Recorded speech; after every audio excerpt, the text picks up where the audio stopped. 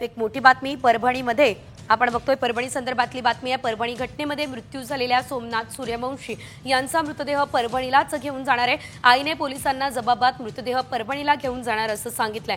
थोड्याच वेळात हा मृतदेह परभणीच्या दिशेने रवाना होणार आहे। घाटी रुग्णालयाबाहेर नातेवाईकांनी प्रचंड गर्दी केलेली आहे। सोमनाथ सूर्यवंशी यांच्या आईच्या काळीज चिरणारा आक्रोश बघायला मिळतोय।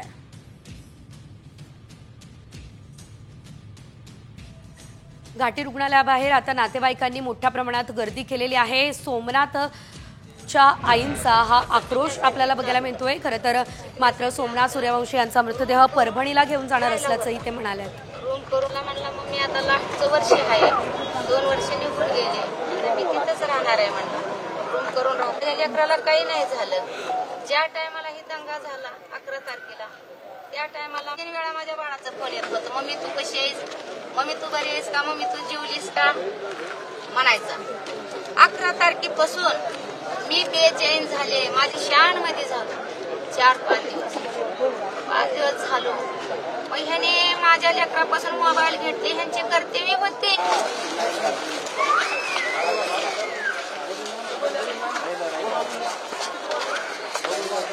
महामानव डॉक्टर बाबासाहेब आंबेडकर सोमनाथला न्याय मिळालाच पाहिजे।